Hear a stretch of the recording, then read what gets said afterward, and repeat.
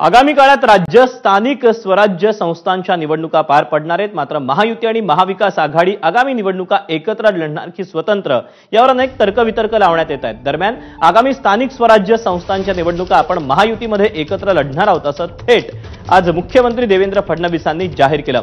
तर जिथे महायुती निवडणूक होणार नाही तिथे आपल्या मित्रपक्षावर कुठलीही टीका करायची नाही, समन्वय ठेवून मैत्रीपूर्ण लढत करायची असा आदेश मुख्यमंत्री फडणवीसांनी कार्यकर्त्यांना दिला।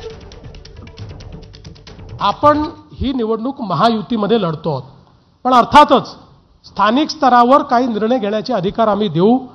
ज्या ठिकाणी काही अडचणी आहेत त्यांनी आमच्याशी चर्चा करायची आहे आणि निर्णय घ्यायचे आहेत। शक्यतोवर निवडणुका महायुतीत करायच्या आणि ज्या ठिकाणी महायुतीमध्ये निवडणूक काही कारणाने होणार नाही त्या ठिकाणी आपल्या मित्रपक्षावर कुठली टीका करायची नाही।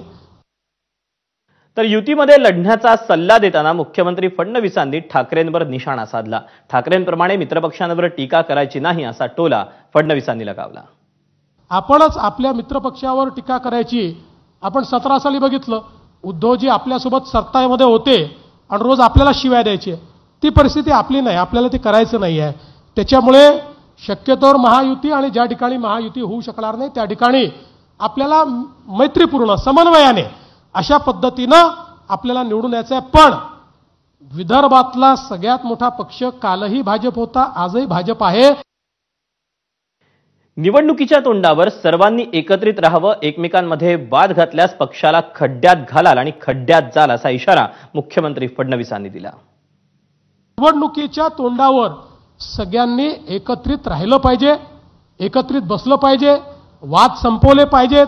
बघा, अनेक पार्ट्यांचं पतन हे याकरताच झालं की एकाने दुसऱ्याला ओढलं आणि दुसऱ्याने पहिल्याला ओढलं आणि दोघांनी मिळून पार्टीला खड्ड्यात घातलं। अशा प्रकारे आपल्या पार्टीत होता कामा नये। कोणी जर पार्टीला खड्ड्यात घालण्याचं काम करणार असेल तर त्याला खड्ड्यात घालण्याचं काम पार्टी करेल एवढं लक्षात ठेवा।